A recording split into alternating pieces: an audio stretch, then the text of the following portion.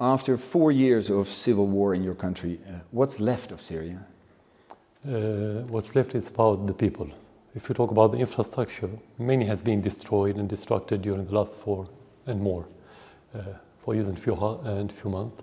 But it's about the people, what's left of the people, that's the question. And it's about how much they withstand this dark ideology that the terrorists brought with them from different countries. I think the majority of the people now support their government, regardless of their political spectrum, and they still support the unity of Syria and the integration of the society as one society with multicolor aspects. Now, we hear shelling every day, even here in Damascus, even close by to where we are now. You say there's unity, the people believe in their government. Are you still so confident about that? I'm more confident than before, to be frank, because if you go to the area under the control of the government, you can see all the different colors of the Syrian society with no exception. If you go to the areas where the terrorists control, you can see either part of this Syrian spectrum, social spectrum, or you can see no inhabitants, only fighters. Right. So the contrast is very clear. Now, roughly 4,000 Syrians flee your country every day, 4.3 million up to date. You must hear some of their stories why they're leaving. How does that make you feel if you hear that? It's sad stories. It's about hardship of every single person, every single family. We live with this story on daily basis, as you mentioned.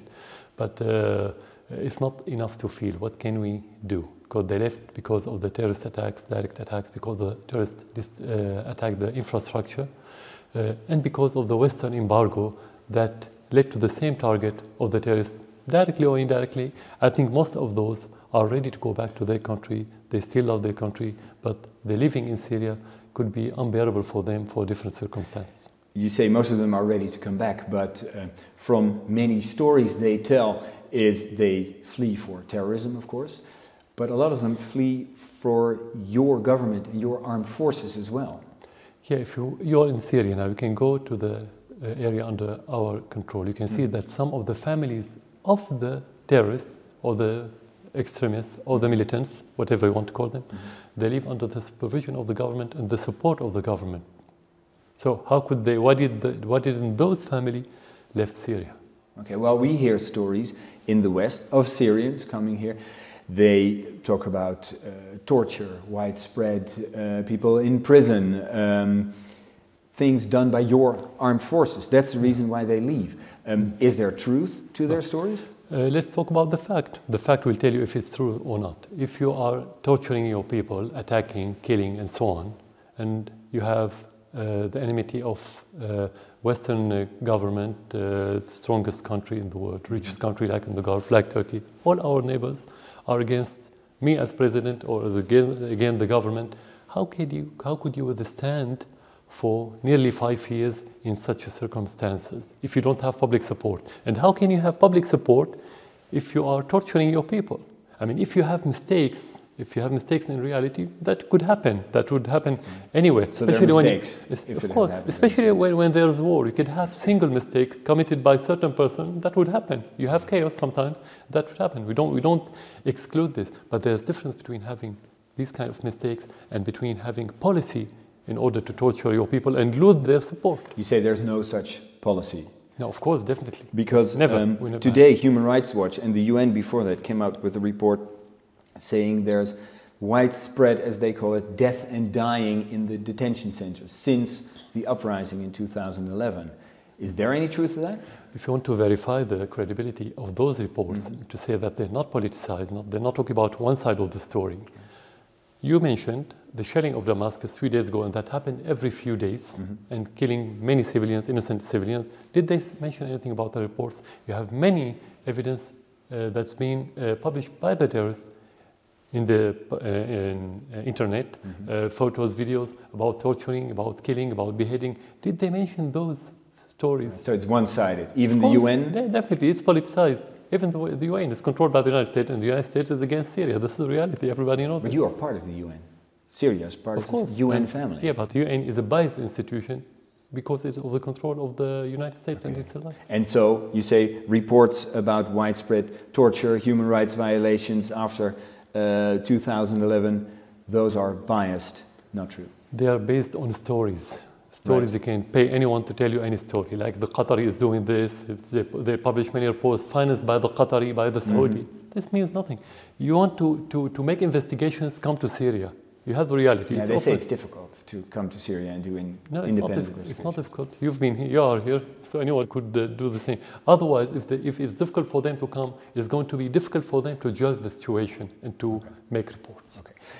Moving on, as you know, we are from Holland, we're from the Netherlands, and my country is bombing ISIS just across the border here in Iraq. Yeah. They are fighting the same enemy as you are. Would you consider the Netherlands an ally? It depends on the real intention. What do you mean by fighting terrorists? Is it just because ISIS came here? Is it because you are afraid from their influence or effects in your region? If the incentive is fear, no, we're not allies. You think the incentive is fear? Yes, not the value. Because why didn't they fight terrorism from the very beginning? Before that, before ISIS appeared, you had al-Nusra, you had al-Qaeda, you have many terrorists. They didn't fight. Only this war on terrorism started to appear when there was 11th of September in the United States, the recent attacks in Paris, and so on in different European countries. But before that, they didn't say we are at war with the terrorism. So you mean they're late? They're late to the party? It should be a matter of principle. When it's principle, it should be sustainable, not what you called a knee-jerk reaction when something you want to do it just as a reaction to something. So it's not principle. Fighting terrorism should be stable, sustainable principle. So you this say, is where you can be allies. In our case, Dutch bombers over Iraq bombing ISIS is a knee-jerk reaction. It's not sustainable. Because it's a part of the European politics, and the European politics is part of the American. It's not independent. Everybody knows this. So I cannot judge only the Dutch politics as isolated case. It's part of this. And all this, let's say, Western politics regarding terrorism is not objective and not realistic, and actually not only not productive, it's a counterproductive. Right. Because you would say, they're bombing your enemy, so, well, they're helping in some way. Because when you don't have the real intention and the realistic vision, the result will be in the other direction. You've been bombing, maybe you had good intention, maybe, I mean, the politicians in your country have good intentions, but what the reality? The reality that ISIS has been expanding since the coalition started in 2014. So bombing is not working? It's not working. You cannot fight terrorism without troops on the ground and without real incubator, social incubator that support you in your war against those terrorists. So do you say bombing like the Dutch are doing is for show? Maybe for sure, that depends on the intention, but in reality, for nothing, let's say. Let's say for no avail. Okay. Our government is next month deciding whether or not they will start bombing in your airspace as well, bombing ISIS targets in Syria. As they are debating this, what would you tell them? This is illegal. This is against the international law. We are a sovereign country. If you are serious about fighting terrorism, what the obstacle for that government to call the Syrian government to say, let's cooperate in fighting terrorism? Right. The only obstacle is that the Western policy today towards Syria, that we need to isolate this state, that president, so we cannot deal with him. Right. Okay, you cannot reach anything. Right. So you say it's illegal if the Dutch would bomb. They should ask your permission? That's what you're saying? The government permission. Have they ever been in touch with you about any of this? No one of them, no one. No. Some European governments send their intelligence in order to make kind of cooperation, security cooperation regarding the terrorism, because they are afraid of the terrorists. Right. Of course, because they say there's a mandate for it because Iraq has asked for its help, and now we can bomb in Syria as well. No, they cannot. They don't have the right. This is illegal. Okay. In every sense of the word, illegal. The Netherlands are also saying if there should be sustainable peace in Syria, that has to be without you. There might be a transitional period, but in the end, it can only be without you. What would you say to a statement like that? If you accept as a Netherlands citizen that somebody in Syria would tell you who's going to be your prime minister or not, we will accept it. But you don't accept it, and we don't accept it. As you say, we are a sovereign country. Whether they have good president or bad president, this is a Syrian issue. It's not European. Right. The Europeans has nothing to do with such a thing. That's why we don't respond. We don't care about it. Right. Yeah, you don't care about, no. In this case, the Dutch would say. This is Syrian issue. The Syrian people would say who's going to stay or not. If the Syrian people doesn't want me to stay, I have to leave right away, today. One more question about Holland and our neighboring country, Belgium. Hundreds of wannabe jihadis come here to Syria. Why are they coming here? What are they looking for? The most important question, why did you have them in Europe? Coming, that's natural. When you have chaos, when Syria has been turned into a hotbed for terrorism because Europe and Turkey and Saudi Arabia and Qatar and those countries supported terrorists in different ways, of course you're going to have chaos and it's going to be nexus for terrorism. That's natural for this fertile soil to attract terrorists from the rest of the world. But the question, why did you have them in Europe? You didn't deal with the terrorism in a realistic base. So what did Europe do wrong in dealing with them? I think it's about two things. If you ask me about why that's my question. First of all, the European government didn't do their job to integrate those people in their society. Okay. They lived in a ghetto. When you live in a ghetto, you're going to be extremist.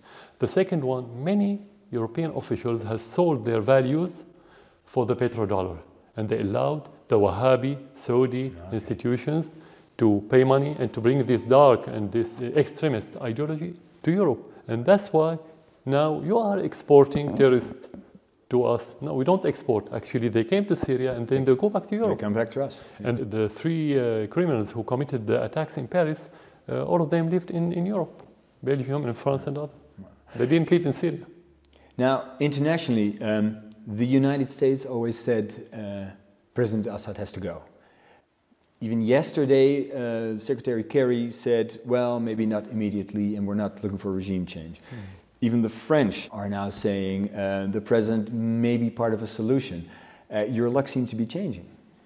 Thank you for them to say that. I was packing my luggage. I had to leave. Now I can stay. We never care about whatever they say. They've been saying the same for 4 years now. Right. Did anything change regarding that issue? Nothing. So this is Syrian issue. Whether it's Obama or United States or Europe or any country, we don't care about it. As long as the Syrians want this president or any other president to be in power, he will be there. So to say that he's leaving now or leaving in 6 months or 6 years is not their business, very simply. Okay, but it might help in negotiation, some sort of peace plan. Their attitude towards you. This is another issue. That depends on the problem that we've had in Syria. It has many aspects. What the relation between this president or any other president to be in power and ISIS and al-Nusra and al-Qaeda coming to Syria and terrorists killing and beheading. Right. There's no relation. So this is just to mislead the public opinion, just to say that the problem in Syria is the president. So who's more important, the president or the country? Of course, the answer is the country, so the president has to leave. Right. So this is the equation that they try to promote. Right. The only equation for the president is the public opinion in his country, like your country, like any other country. Other than this, if they are serious in solving the problem in Syria, every European official just trying to deliver homilies that could be suitable for church and for mosque, not for politicians, they have to go and work to stop the flood and the flowing of terrorists and the money and logistic supports, armament through Turkey. That's what they have to do. So Turkey is the key in all of this. Of course, this is the logistical key. Of course, Saudi Arabia is the other key with their money and their ideology. Well, coming to that, you say there's Turkey, Saudi Arabia. Internally, if there is, because there are 3 different initiatives to come to some sort of peace process, what would be parties you are willing to negotiate with? Any person who holds armaments and kill people and destroy public and private properties and so on, he's a terrorist. So we don't, as a government, we don't make negotiations with the terrorists. But the problem in this whole conflict is that everybody does that. Exactly. So how to deal with this situation? Because we are very realistic and pragmatic. We made negotiations with the groups of militant, not organization. We don't recognize them as legitimate to say we are making negotiations about the future of Syria. All of them are terrorists, and they don't have any political agenda, by the way. We made negotiation with a group of those in order to go back to their normal life, to give up their armaments and to have amnesty. And it worked. And this is really solution on the ground now. It's moving from area to area. Right. Because, as I said, all the parties are involved in shelling, killing, your government as well. Exactly. How about international parties? Because they are involved in this conflict as well. Who would you be willing to talk to? Is it United States, Saudi Arabia, Turkey, or just Iran and Russia? We are talking to everyone who wants to help in solving the problem. We don't have problem about talking. Yeah. The question, who's ready to deliver? That's the question. Right. And who's ready to deliver? None of them. Only Russia and Iran and their allies and the other countries that support politically the Syrian government or the Syrian legitimacy. But not the West. No one in the West is ready. Few countries are ready because they don't dare to make contact with Syria and to solve the problem unless the United States want to impose its agenda on them and on us. But in the end, you would have to negotiate with as many parties as possible. Of course. Would you be willing to negotiate with parties whose aim it is to have you removed in the end? Of course. I mean, their way, if they want me to go, they have the ballot box. We are ready. We don't have problem. They can convince the Syrian people that there's better alternative. This is not an appropriate choice for the future. And the president will leave. But they don't have problem. That sounds really good, but in practice, realistically, in Syria, if you've seen the history of Syria, how much freedom do opposition parties have? How much freedom do politicians have to criticize you or to rise up against you? Let me be objective. We're not Europe yet, and this is a cultural issue. It's not only political, but we are on the way for more democracy in Syria. We are moving slowly but surely. It's not something related to the president because Syria is not my company. It's a country, it has people. I mean, the process of democracy is a social process and political at the same time. So we're moving forward. But one could say that 4 years ago, there was a step in that process of people rising up and there was a brutal crackdown. How many? How many rised up? Do you have a number? The majority of the number in one day in Syria at the beginning of the crisis was 130,000. Let's make them double, 300. Right. Double them again, 600,000. It's nothing out of 24 million. So you say nobody really has risen up against you during those days? No, you have, of course, but it was a mixture between people who really wanted to demonstrate against the political system that they don't believe in. You have people who's been paid by Qatar in order to demonstrate for the propaganda, and you have the terrorists who's been infiltrating those demonstrations in order to kill the policeman in order to retaliate. That's what happened in the first week of the... So that's only what happened. The police retaliated on killings that were done from within the group that was protesting. The first week we had many policemen being killed by the demonstrators. Who are they? Peaceful demonstrators? Of course you have machine guns and you have everything from the very beginning. So that's what's happened. Anyway, the president, if he wants to leave, he will leave through the constitution and ballot box. And if he wants to come, he will come through the constitution and the ballot box. And both will reflect the public opinion. Right. Has there been credible opposition in the last years? Credible people who challenged you? We have opposition. You can meet them. They are in Syria. They live in Syria. They have grassroots, Syrian grassroots, big, small opposition, new. I mean, this is another issue, but we have them, of course, and they are allowed to. Because we in the West would think, well, what we have seen in the media, all kinds of media, a brutal crackdown, and now a war where there's stories of barrel bombs, of massive incarceration, of extreme government violence. One would think twice before he would oppose you, criticize you. The question, what means would you resort to when you have people killing police and destroying and burning for the first days? It didn't happen 6 months later, like the propaganda in the West tried to promote that peaceful demonstrations turned into armed actions just because the crackdown. That's not true. Again, they killed the policeman for the first week. Looking back, what would you have done differently in 2011? What would you have done differently now? The two things that we based our politics on, the two pillars, are dialogue and fighting terrorism. Today we're going to keep fighting terrorism and we're going to continue with the dialogue with every involved party in Syria. So even if there would be an uprising like there was in 2011, you would react the same? If the same happened, people killing police, we have to respond. Right. That's our job as a government. Right. Concluding, if you look back on 4 years, a large part of the country is under control of different rebel groups of ISIS. Innocent people are dying on both sides of the front. People are suffering. You are the president. You are responsible for protecting your people. Do you ask yourself, have I done enough to protect my people?